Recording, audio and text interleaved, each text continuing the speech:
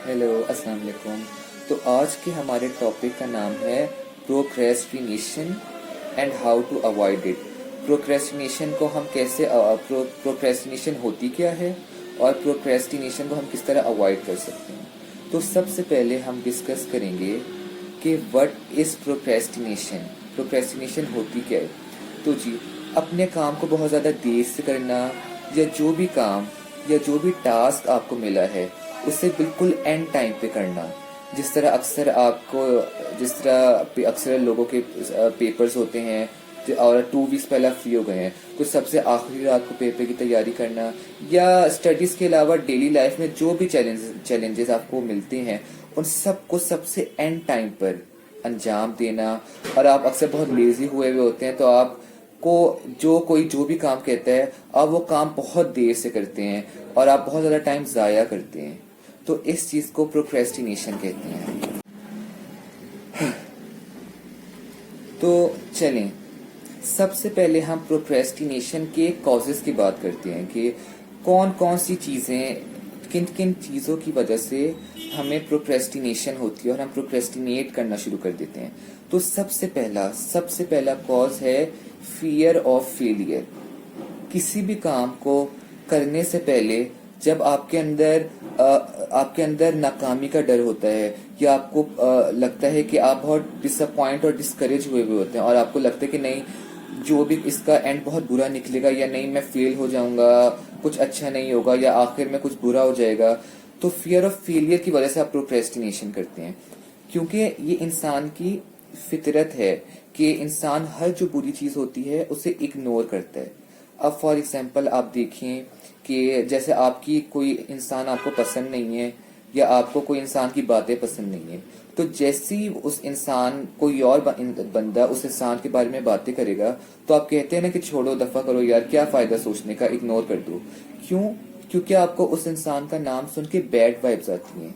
इसी तरह जो काम जब आपके दिल में फियर ऑफ फेलियर होता है किसी काम से रिलेटेड, तो आप जैसे ही वो काम के बारे में आप सोचते हैं, तो आपको बहुत नेगेटिव और बैड वाइब्स आना शुरू हो जाती हैं। तो इस वजह से आप उस काम को इग्नोर कर देते हैं, और इग्नोर इसलिए करते हैं क्योंकि आपको पता है कि वो काम आपने करना तो हर सूरत है। तो आप उस काम को छोड़ते भी नहीं है, बस आप उस काम को एंड पर ले जाते हैं कि बिल्कुल एंड पर ले जाकर करेंगे, क्योंकि आपको पता है कि वो हर सूरत काम करना आपका जरूरी है। तो बेसिकली फियर ऑफ फेलियर की वजह से बड़ा हम अपने काम को लेट कर देते हैं। तो अब इसका सोल्यूशन क्या है, देखें। बेसिकली हमें कभी भी नतीजे के बारे में नहीं सोचना चाहिए। मसला तभी से शुरू होता है जब हम अपना काम पूरा नहीं करते और हमेशा हम रिजल्ट के बारे में सोचते हैं। रिजल्ट का आना और अच्छा रिजल्ट लाना आपके हाथ में नहीं होता। हमारे हाथ में जो है, हमें वो काम करना चाहिए। हमारे हाथ में, जिससे अगर स्टडीज को ले लें या किसी भी चीज को ले लें, हमारे हाथ में सिर्फ मेहनत करना होता है। हम सिर्फ मेहनत कर सकते हैं, अच्छा रिजल्ट लाना हमारे हाथ में नहीं होता। हमें सिर्फ मेहनत करनी चाहिए और अपना काम जितना आपसे हो सके आपको उतना काम कर लेना चाहिए। बाकी रिजल्ट के बारे में ना सोचा करें। और जब आपने अपनी पूरी एफर्ट कर दी होती है, तो फिर आप अच्छी ही उम्मीद रखा करें रिजल्ट से कि जो होगा अच्छा होगा। अब हम प्रोक्रेस्टिनेशन के नंबर 2 कॉज पे बात करते हैं। प्रोक्रेस्टिनेशन का नंबर 2 कॉज है कि when you are not interested in a work. देखें, आपकी लाइफ में हम हर वो काम तो नहीं करते जिसमें हमें इंटरेस्ट होता है। काफी ऐसे काम होते हैं जो हमें जबरदस्ती कर रहे होते हैं, या जरूरत के तहत हमें वो करने पड़ते हैं, हालांकि हमें लीस्ट इंटरेस्ट होता है उनमें। जिस तरह आप अपने बहुत से स्टडीज करते हैं, या आपको कोई भी टास्क डेली लाइफ में, कोई भी टास्क आपको दिया जाए जिसमें आपको इंटरेस्ट नहीं आ रहा, बट आपको वो करना है और वो करना आपके लिए जरूरी है, तब प्रोक्रेस्टिनेशन हम करते हैं कि उस टास्क को डिले करते रहते हैं कि अभी छोड़ दो, बाद में हो जाएगा हो जाएगा हो जाएगा। और ये करते करते हमारा एंड टाइम आ जाता है कि जब हमें वो काम तो करना होता है बट बहुत ज्यादा बर्डनाइज्ड हम हो जाते हैं। तो इससे बेहतर ये है कि हम इस चीज को समझें। देखें, आप इंसान हैं, आप कोई रोबोट नहीं है। जिस तरह एक रोबोट, फॉर एग्जांपल ले लेते हैं कि एक रोबोट, हमारे घर में एक रोबोट है जो सिर्फ सफाई करने के लिए बना है। तो वो रोबोट सिर्फ सफाई ही करेगा, उसके अलावा वो रोबोट और कोई काम नहीं कर सकता क्योंकि वो रोबोट है। बट आप एक इंसान हैं, आप मल्टी टैलेंटेड हैं, और इंसान की ये खुसूसियत है कि वो बहुत सारे काम कर सकता है, मल्टीपल टैलेंटेड है वो। तो इस वजह से आप ये मत समझे कि आप नहीं कर सकते, आप बहुत से ऐसे काम कर सकते हैं जिनमें आपको इंटरेस्ट नहीं है, लेकिन उनको आपने बहुत इजी तरीके से करना है। बहुत से काम है जिसमें आपको अगर इंटरेस्ट नहीं है तो आप डेली बेसिस पे काम करना ज्यादा अच्छा है, बजाय इसके कि आप सबसे एंड टाइम पर एक काम कर रहे हैं और आप इंतहाई बर्डनाइज्ड हैं, और फिर आप सोचते हैं कि अगर मैं उस टाइम पर ये काम कर लेता तो कितना आसान होता। तो इसकी ट्रिक क्या है? सबसे पहले तो जिस काम में आपको इंटरेस्ट नहीं है, जिस काम का आपको शौक नहीं है, उसके थोड़े से पॉजिटिव पॉइंट्स आप देखा करें। जिस तरह सबसे पहली एग्जांपल इसमें स्टडीज हैं।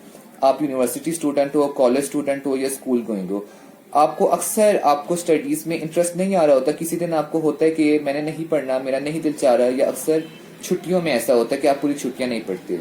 तो देखें, आपको जिन लोगों को स्टडीज में इंटरेस्ट है, चलें वो तो पढ़ते हैं और वो तो ठीक है, उनका तो गोल ही पढ़ाई होता है। बट अक्सर लोग होते हैं जो थोड़ा हट के, जिन अपना पैशन उनका होता है, किसी ने बिजनेसमैन बनना होता है, किसी ने कोई बिजनेस करना होता है, मतलब मल्टीपल एग्जांपल्स हो सकती हैं। तो लेकिन पढ़ाई तो फिर भी जरूरी है। तो आप हर चीज को डेली बेसिस पे स्पेसिफिक टाइम दें। कोई नहीं कह रहा कि आप 5-5 घंटे पढ़े रोजाना, 2-3-4 दिन तो आप 5 घंटे पढ़ लेंगे, उसके बाद आप छोड़ देंगे। तो आप 1 घंटे पढ़ लिया करें, आधा घंटे पढ़ लिया करें, लेकिन डेली बेसिस पे हर काम जरूर किया करें।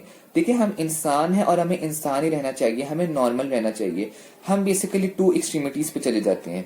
जिस तरह आपका 2 वीक्स बाद पेपर है, तो हम क्या करते हैं कि एक वीक हम इंजॉयमेंट के लिए रख देते हैं कि इस वीक हम फुल एंजॉय करेंगे और फुल ऑन हम चिल करेंगे, और नेक्स्ट वीक हम सिर्फ पढ़ेंगे।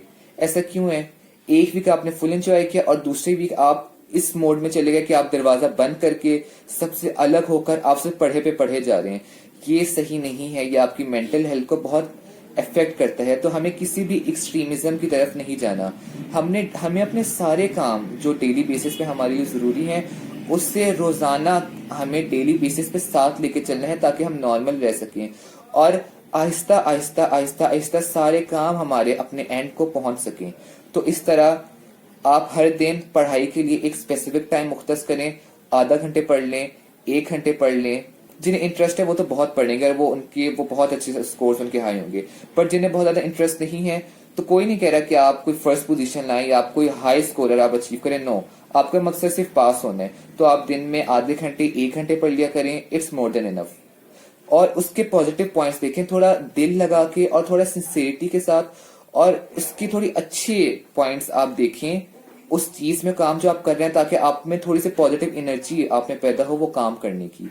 और दूसरी बात, फिर आपने हर रोजाना के साथ साथ जब आपका पढ़ाई का एक खास टाइम होगा, अपनी हेल्थ को भी आप तवज्जो देंगे रोजाना, अपनी मेंटल हेल्थ को भी देंगे, अपने बाकी जो शौक है उन्हें भी देंगे। तो इस तरह डेली बेसिस पे आप सारे काम जब अंजाम देंगे, तो सारे काम आहिस्ता आहिस्ता आपके होते रहेंगे और बहुत अच्छी आपकी लाइफ गुजरेगी। इस तरह लाइफ गुजारने का कोई फायदा नहीं है कि आप एक्सट्रीमिज्म पे चले जाएं। छुट्टियां हुई तो आप फुल अपनी हेल्थ पे तवज्जो दे रहे हैं, पढ़ाई को आपने पीछे फेंक दिया है, और जैसे स्कूल शुरू हो गए, अपनी यूनिवर्सिटीज या कॉलेजेस शुरू हो गए, तो आपने अपनी इसकी सेहत को बिल्कुल छोड़ दिया है और आप पढ़ाई की एक्सट्रीमिज्म पे चले गए। इस तरह आपने नहीं करना। इन शॉर्ट, बस प्रोक्रेस्टिनेशन को आप कैसे अवॉइड करें? नंबर 1, आपने किसी चीज नाकामी के डर से कोई चीज नहीं करनी, और आपने नंबर 2, हर चीज आपने हर दिन रोजाना के हिसाब से करनी है, बट एक स्पेसिफिक टाइम। उम्मीद है ये वीडियो आपको पसंद आई होगी।